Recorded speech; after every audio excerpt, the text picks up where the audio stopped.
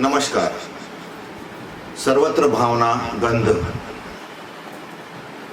आज का सूत्र, उपनिषदों का आज का सूत्र है सर्वत्र भावना गंध। क्या होता है उपनिषदों के अनुसार ये गंध?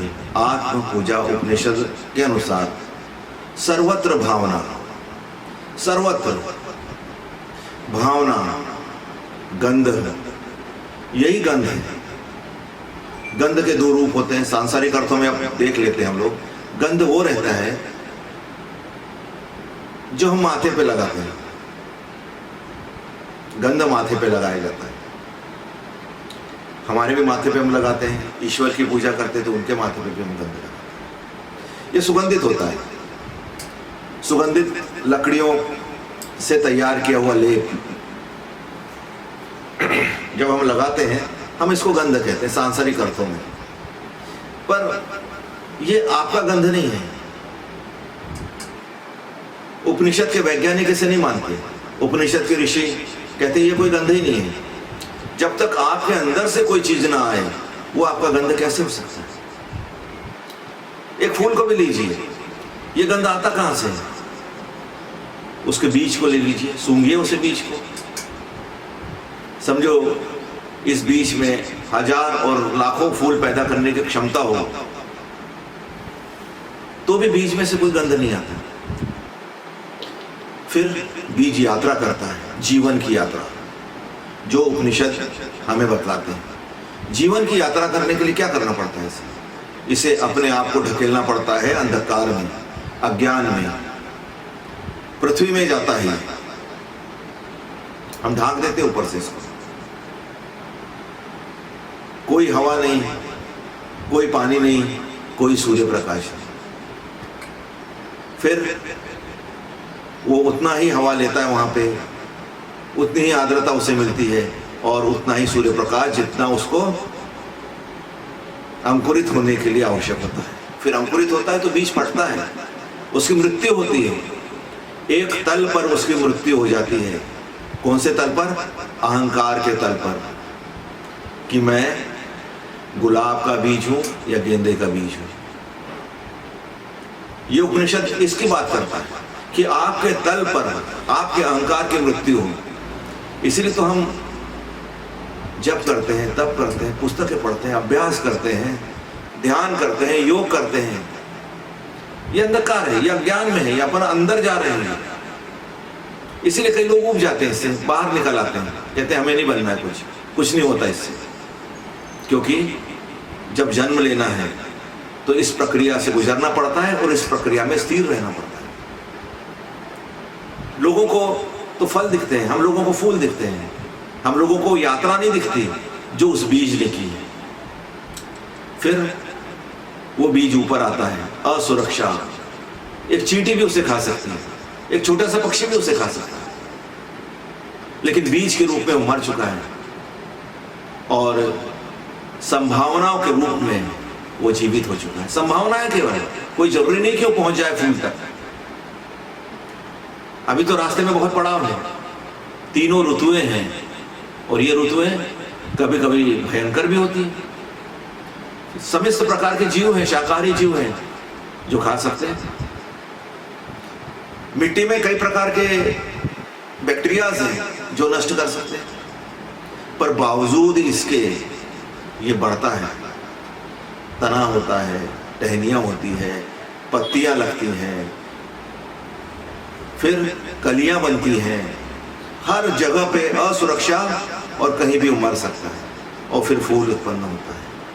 फिर फूल उत्पन्न होता है तो वो खिलता है, बढ़ता है, और जब वो पूर्ण खिल जाता है वो सुगंध देने लगता है। और ये सुगंध उसके अंदर बहुत मेहनत से आई है।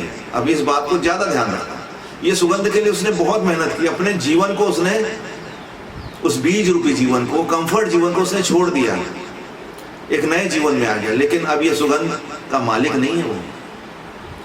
अब ये सुगंध को रोक नहीं सकता वो। बाहर से जो भी जा रहा है, अब वो बोल नहीं सकता कि मैं फलाने व्यक्ति को ही अपनी सुगंध दूंगा और इसको नहीं दूंगा। नहीं, ये सुगंध सर्वत्र भावना, ये सुगंध को वो रोक नहीं सकता, हवा को बोल नहीं सकता कि नहीं मेरी सुगंध को तुम एक विशेष दिशा पे ही ले जाओ।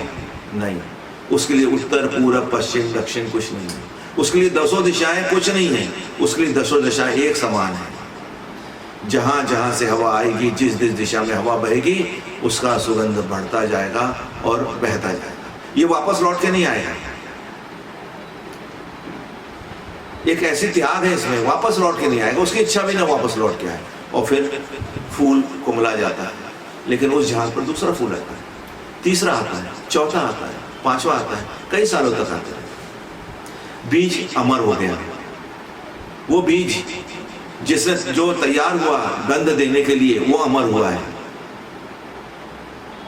दिन दिगंत तक उसकी आत्मा को संतुष्टि मिली है। लेकिन वो जो बीज जो वैसे के वैसे रह गया, जिसने इनकार कर दिया जाने से, वो तो उसकी भी एक टाइम लिमिट है, वो सड़ेगा, मरेगा, गल जाएगा। उसकी मौत जो है वो नेगेटिव मौत है। ये उपनिषद कहता है कि आप मनुष्य हुए हो, नेगेटिव मौत का विकल्प चुनने की आवश्यकता नहीं है, पॉजिटिव मौत का विकल्प चुनो। सर्वत्र भावना गंध। जो भी हम लेते हैं, वैज्ञानिक के आगे का सोचें, सबके पास पहुंचे, हर किसी के पास सुविधा पहुंचे, हर किसी के पास ज्ञान पहुंचे, हर कोई समृद्ध हो, हर कोई प्रसन्नता खुशी के वातावरण में रहे। ये गंध है, ये गंध फैलता है। 5वीं में आप वैज्ञानिक बनते हो, काम ऐसे करते हो आप, चाहे वो किसी भी क्षेत्र में हो, कि उसकी गंध, इसलिए कहते हैं ना कि यार इसकी चर्चा हर किसी के जबान पर है, यानी इसकी गंध हर तरफ फैली हुई, सारे विश्व में ये गंध फैली हुई।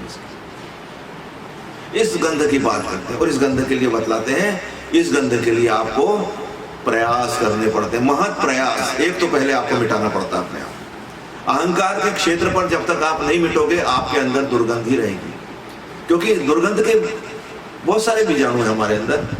हिंसा है, क्रोध है, लोभ है, मोह है, मद है, मत्सर है, बदला लेने की भावना है, निंदा करने का ख्याल है,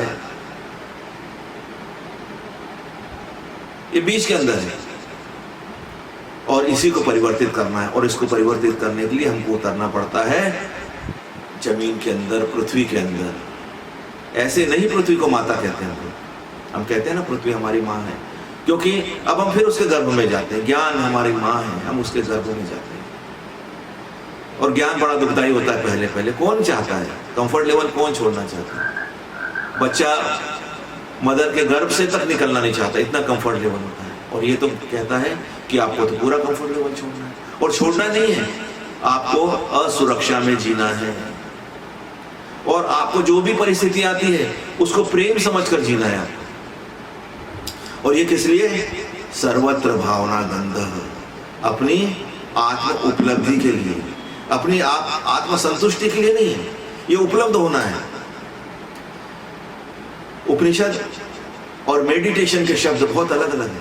आत्म संतुष्टि नहीं है ये कि मैं संतुष्ट हो गया, नहीं, ये आत्म उपलब्धि है। कुछ तो भी उपलब्ध किया है, और कुछ ऐसा उपलब्ध किया है जो अमर है, जो कभी मिटता नहीं है, जो अक्षर है, जिसका अक्षर नहीं होता। तो सर्वत्र भावना गंध, ये गंध की पहली परिभाषा देखिए, ये गंध की पहली परिभाषा है सर्वत्र भावना गंध। प्रयास, महत प्रयास की आवश्यकता है। प्रयास, भावनाओं को तो बदलना है, और क्या, भावनाओं को उच्च दिशा में ले जाना है। वही आपने उन्मनी धाराओं में देखा था, हर चीज एक दूसरे से जुड़ी हुई, क्योंकि ये उपनिषद आपको उपलब्धता पे पहुंचाना है, अपने आत्मा की उपलब्धि। आत्मा पूजा है, अपनी आत्मा की उपलब्धि। हमें तो अब मालूम ही नहीं हम कौन है, क्या है, कैसे हैं, क्यों जी रहे हैं। पर्पस बनाते रहते हैं हम, छोटे छोटे पर्पस बना लेते हैं, छोटी छोटी यात्राएं करते रहते हैं, जो हॉरिजॉन्टल यात्रा कहते हैं। तो इस जीवन की जो यात्रा है वो बर्थ से शुरू होती है और मौत पे खत्म हो जाती है। जो हॉरिजॉन्टल यात्रा है, इसलिए आप देखना सभी पशु हॉरिजॉन्टल है, चारों पैरों पे खड़े रहते हैं, वो आड़े रहते हैं, हम लोग खड़े रहते हैं। आप देखो, मानव में अंतर है। सभी पक्षियों पर पक्षी आपको आड़े दिखेंगे, 4 पैरों पे खड़े। हम 2 पैरों पे खड़े होते हैं, वर्टिकल, ऊपर की ओर। तो जो भी जन्म हो लेगा वो मरेगा, पर वो मौत कैसी होगी? वो निगेटिव मौत होगी।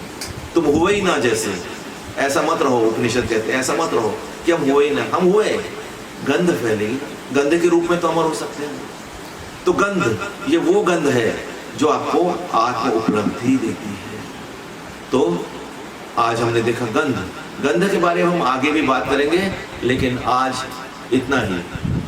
नमस्कार।